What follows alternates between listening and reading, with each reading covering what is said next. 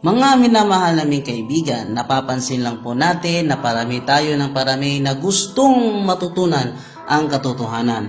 Pero bago natin simulan ang programang ito, pakiclick muna ang subscribe button at huwag kalimutang i-like, i-share ang Facebook page natin sa Punto por Punto.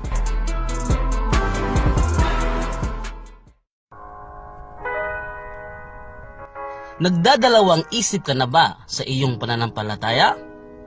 Nalilito ka na rin ba sa pananampalatayang Katoliko? Huwag kang mag-alala sapagkat nandito na ang ating programang Punto por Punto.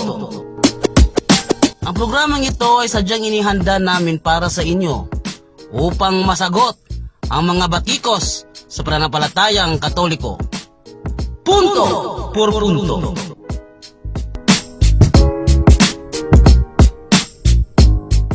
Mga kapatid, welcome sa ating episode 9 sa Punto por Punto, kung saan ating tatalakayin ang personal na komento sa ating mahal na kapatid, Brother Eli Soriano. Hindi natin marapat isipin kung may isip ka talaga, Padre. Ano? Padre pa naman, Reverend Father patawag sa'yo. Kung di ka ba naman, palibasa itong Reverend Father na naninira sa atin lasenggo Mga kapatid, inyo pong napakinggan ang pahayag ni Brother Eli Soriano. Sabi niya, naninira daw ako sa kanya.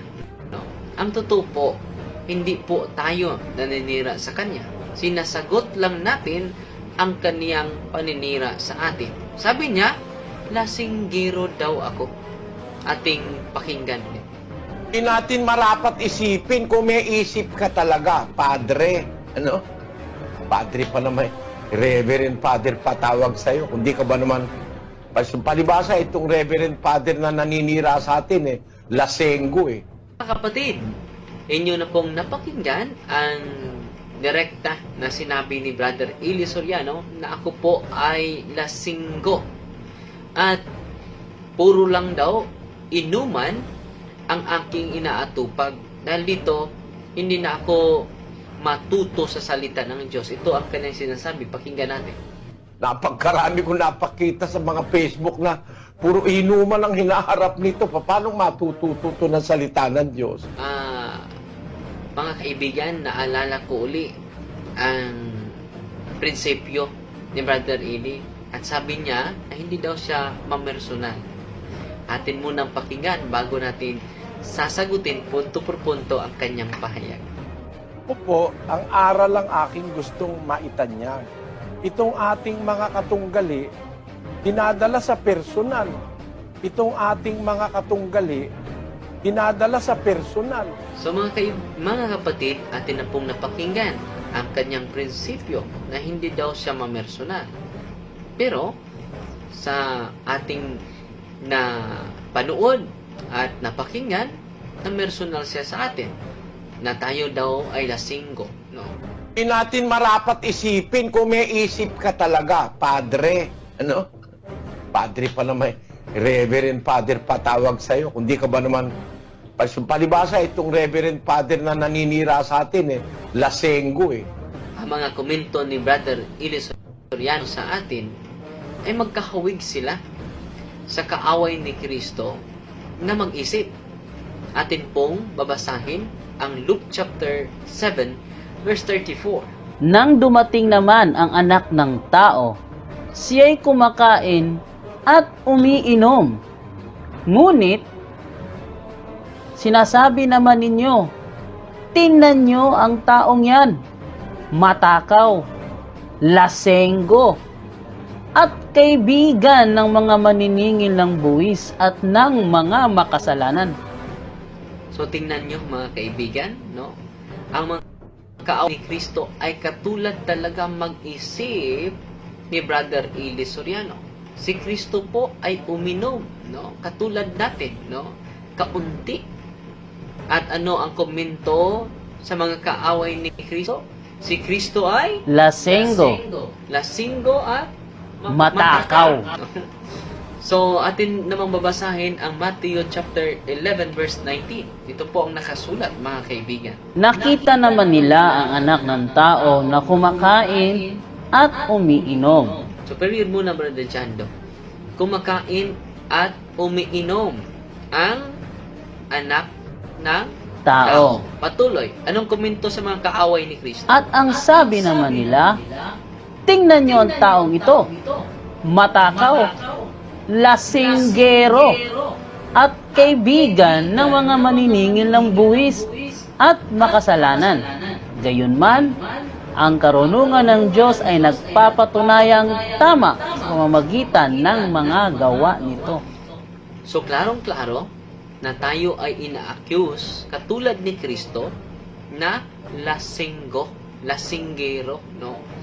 At ang nag-accuse ni Kristo katulad natin ay ang mga kaaway ni Kristo. At si Kristo sa talatang iyon ay pinatunayan na umiinom talaga siya, no, ng bino o alak. Mga kapatid, atin pong nabatid ang salaysay ni San Mateo at San Lucas na si Kristo pala ay uminom. At anong nangyari? Sa mga kaaway ni Kristo, sabi nila, Kristo po ay lasinggo. No? Si Kristo po ay matakaw at lasinggero. No? Yun po ang ginagawa ng mga kaanib at sa puno ng ang dating daan sa atin. No? Uminom lang tayo ng kaunti at ano na ang kanilang interpretasyon? Yang paring iyan ay lasenggo, no? At laging umiinom. No? Hindi naman sila nakakita sa akin na lasing. At si San Pablo, sa kanyang unang sulat kay Timoteo, chapter 5, verse 23, ay nag-encourage sa kanya na dapat uminom ng alak. Ating mabasahin, Brother Jando? Ito ang nakasulat, mga kaibigan. Huwag puro tubig lang ang iyong iinumin. Uminom ka rin ng kaunting alak na gamot sa madalas na pagsakit ng iyong sikmura. So mga kaibigan, atin pong napakinggan ang pahayag ni San Pablo. Klarong-klaro po yun, na ini-encourage niya si Timoteo na uminom din ng kaunting alak. At yun po ang ating ginawa. Uminom lang ng kaunting alak. At si Kristo din, uminom ng kaunting alak. At ano ang nasa isip sa mga kaaway ni Kristo? Sinasabihan siya na lasinggo, lasinggero, no? Laging nalalasing, no? So ating makikita na ang accusation nila ay yun din ang accusation ni Kristo sa kanyang panahon. At sa totoo yan, hindi naman si Brother Eli at kanyang mga kasamahan nakakita sa akin ng personal na naging nalasing ako, no? Sa pag-iinom ko ng bino, no? Kung katunayan niya, yung mga picture na pinakita nila, isang beer lang, no, ang hawak natin, no? Hindi isang case. So, kung isang beer, maliit lang yan, no? Maliit na beer, no? So, yung isang beer, isang patunay na ba yan? Nalasinggero ako. Kung isang case o dalawang case, no, masasabi nila na nasa katotohanan ang kanilang sinasabi. At hindi naman personal na kilala ako ni Brother Eli Soriano. At sa kanyang mga komento, parang sweetong-sweeto na siya sa akin, no? Na hindi pa man siya humaharap sa akin. Hanggang ngayon. At makita natin, Brother Jando, ng atin palang mga kapatid na dating daan ay hindi talaga iinom ng alak. Pero silang inumin, Brother Jando. Atin po pakinggan si Brother Eli Soriano. Ano po ba ang kanilang inumin, no? Ating pakinggan, Brother Jando. Baka yung akong sakit mo ay mapagaling ng walang bayad. Drink your own juice. Sabi ko, Uminom ka ng ihi mo. Uminom ka ng ihi mo. Uminom ka ng ihi mo. So tingnan nyo mga kaibigan, ano pala ang kanilang iinumin? Yung your own juice. Drink your own juice, sabi ni Soriano. Inumin mo ang yung ihi. Tinatawag yung urine therapy. Sino po ba ang hayop, no, na iinom sa kanyang sariling ihi, no? Ating tingnan ang video ito.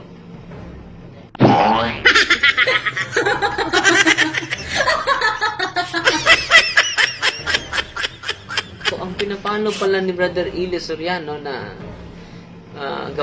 gawa ay ang gawain ng unggoy, no? Hindi pala si Kristo ang kanilang pinapalo.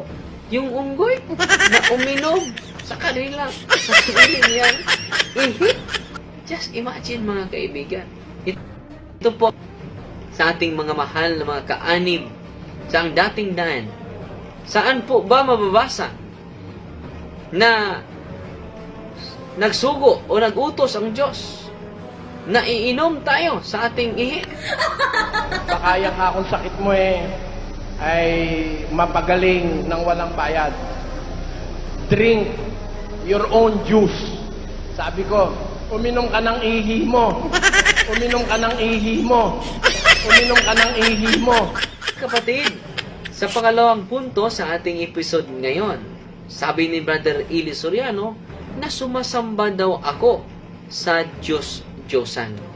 Ating pakinggan ang kanyang pahayag. Hindi mo mahal ang Diyos dahil sumasamba ka sa Diyos-Diyusa na ibinawal ng Diyos na sambahin. Sabi din niya na sumasamba daw ako sa Diyosan. Ating pakinggan. Para yan ngayon pasanin mo, lagyan mong bulaklak, lumuhod ka dyan, manalangin ka dyan. Linaw po sa pahayag ko na kanilang pinuputol. Ang ating punto ay ganito.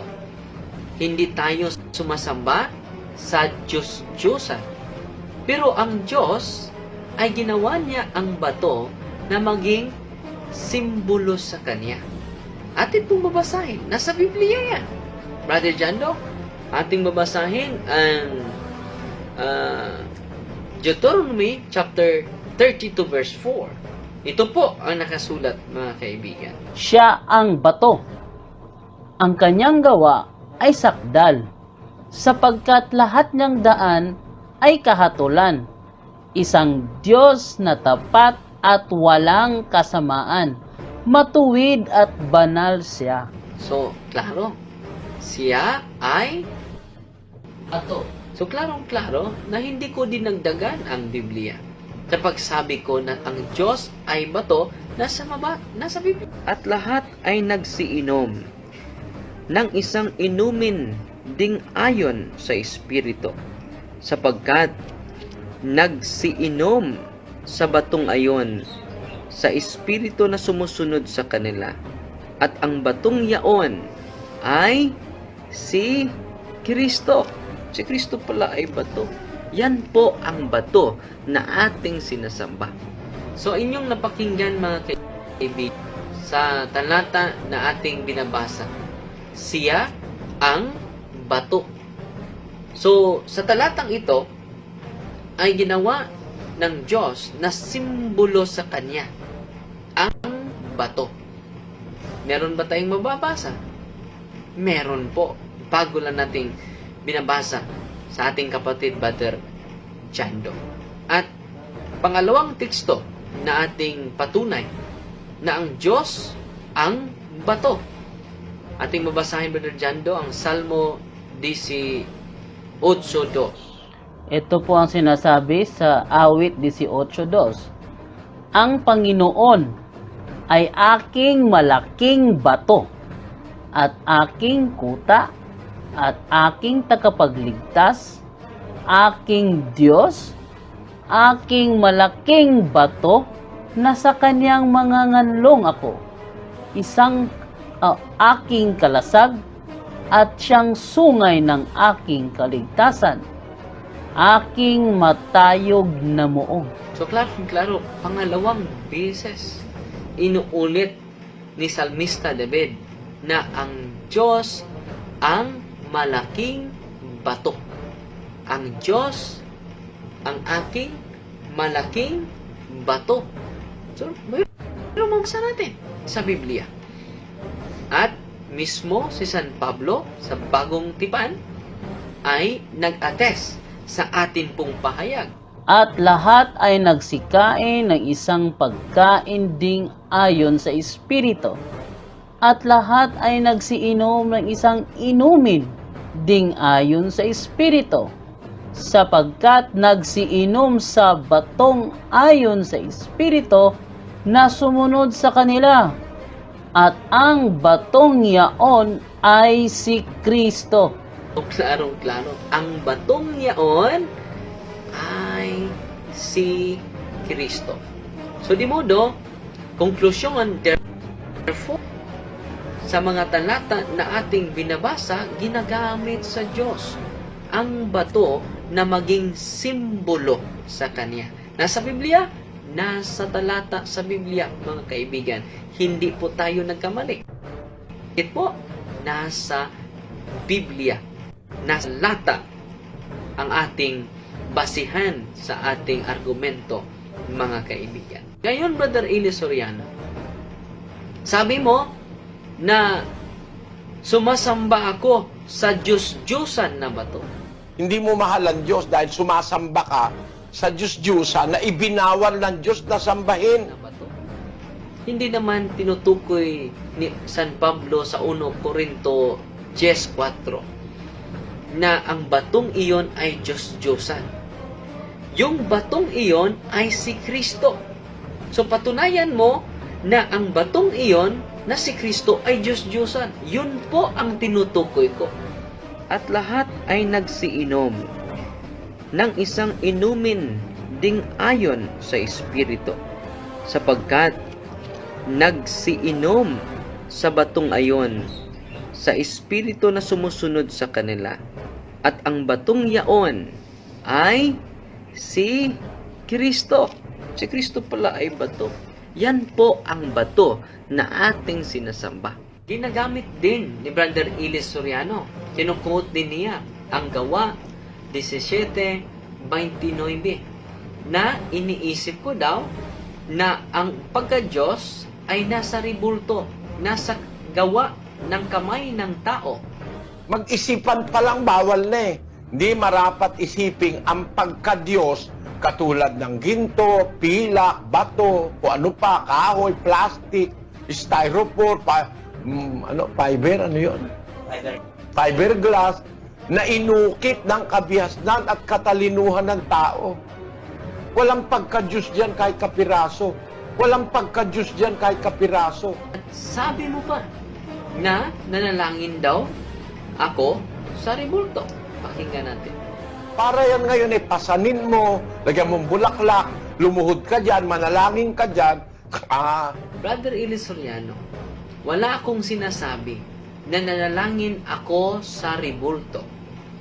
At wala din akong sinasabi na ang ribulto ay Diyos namin. Ang sinasabi ko na ang bato na si Kristo ang tinutukoy ni San Pablo, yun po ang aming sinasamba. Hindi po yung ribulto. At lahat ay nagsiinom ng isang inumin ding ayon sa Espiritu, sapagkat nagsiinom sa batong ayon sa Espiritu na sumusunod sa kanila.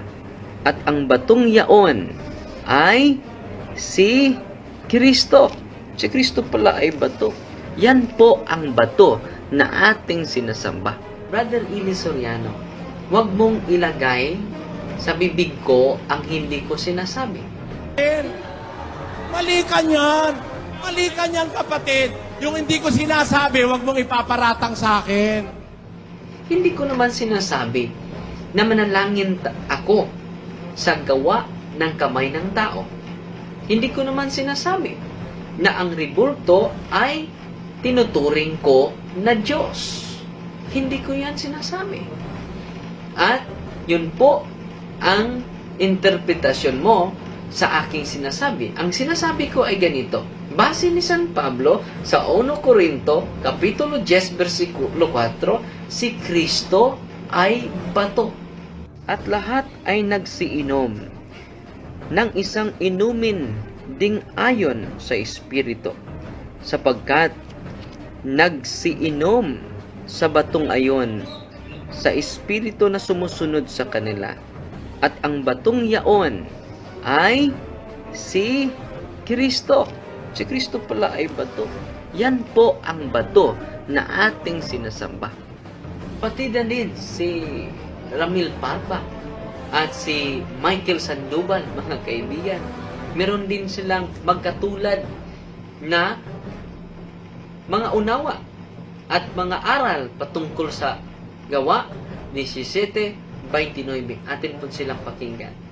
Ang sabi ng mga apostol, huwag nating isipin. Yung isipin mo pa lang, ang Diyos, bato, ginto, pilak, na inukit ng tao dahil lang sa katalinuhan, sa disenyo ng tao. Isipin pa lang, bawal na ng Panginoon Diyos. Hindi lalo na kung iyan ay iyong sinasamba at iyong hinahalikan, iyong pinaglilingkuran. So, hindi yun kasalungat sa ating practices. Ang Gawa 17:29. Dahil ang konteksto noon na isipin mo lang na ang Diyos ay bato,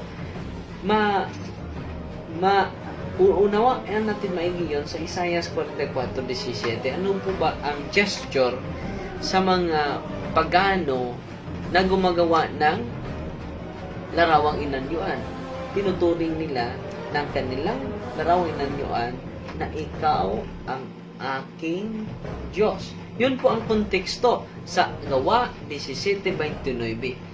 So sa ating konteksto, sa ating doktrina na mga Katoliko, hindi naman tayo humaharap sa larawan at nagsasabi, larawan ni Senyor San Miguel, ikaw ang aking Diyos. Ipagligtas mo ako.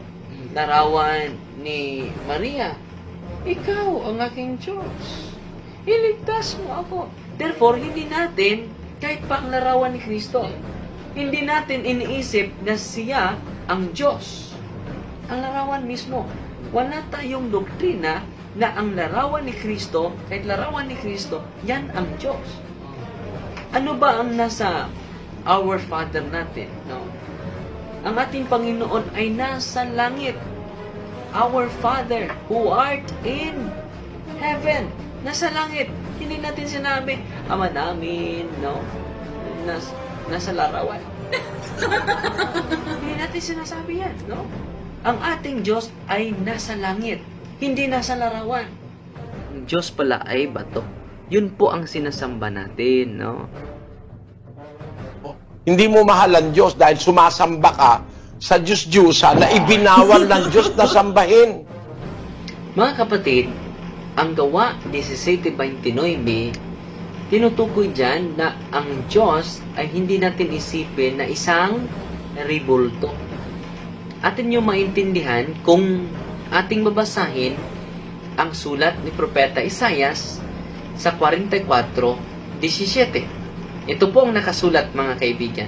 At ang labis niyaon ay ginagawa niyang Diyos. Sa makatuwid bagay kanyang larawang inanyuan. Kanyang pinagpapatirapaan at sinasamba at dinadalanginan at nagsasabi, iligtas mo ako sapagkat ikaw ay aking Diyos. So, klarong-klaro, mga kaibigan, gumawa siya ng larawan at ang larawang yaon na inanyuan ay tinuturing niya na kanyang Diyos. Ano ang padalangin niya, Brother Jando? Iligtas Mo ako sapagkat ikaw ay aking Diyos. sapagkat ikaw ang aking Diyos. So, ang kanilang Diyos pala ay ang larawan. Atin pong idagdag ang sabi ni Propeta David sa awit 115. Ito po ang nakasulat. Opo. Ito po yung sinabi ni Propeta David. ang verse 2 to 3 ay tumutukoy sa Diyos ng Katoliko. At ang 4 ay ang sinasabi sa Isaiah 44:17. Ito po. Umpisahan po natin sa verse 2. Bakit sasabihin ng mga bansa, saan nandoon ngayon ng kanilang Diyos? Ngunit ang aming Diyos ay nasa mga langit. Kanyang ginagawa ang kanyang ibigin. Ang kanilang mga Diyos-Diyosan ay pilak at kinto, yari ng mga kamay ng mga tao. So, klaro-klaro sa talata na binabasa, no? Ang ating Diyos ay nasa langit. At every time manalangin tayo sa Ama namin, ano ba ang ating panalangin, Brother Jando? Ama namin na nasa langit ka. So, ang ating Diyos pala mga Katoliko, katulad ng Diyos sa Israel, sa Salmo 115:1-4, ay nasa langit. Pero ang ating mga kaaway, yung mga Diyos-Diyosan, ang kanilang Diyos, yung larawan. Pero sa ating mga kaibigan, ang ating Diyos, nasa langit. Ulitin mo, Brother Jando, Ama namin. Ama namin na nasa langit ka. So, ang ating Diyos ay nasa langit. Hindi tayo nagsasabi dyan na ang ating Amang Diyos ay nasa larawan. Yun po ang kahulugan sa Gawa 17:29 na tinuturing nila ang kanilang mismong larawan ay Diyos. Pero tayong Katoliko, kahit larawan ng Ama, Anak at ng Espiritu Santo ay hindi natin iniisip na yun ang Diyos. Saan ang Diyos? Nasa langit. Hindi tayo nanalangin ng ating Diyos ay nasa Larawan. So, klaro-klaro yun. Doon po ang ating kasagutan sa ating punto por punto ngayong araw na to. Maraming salamat sa pagtangkilik ninyo sa ating programang Punto por Punto. Hanggang sa susunod, maraming salamat po.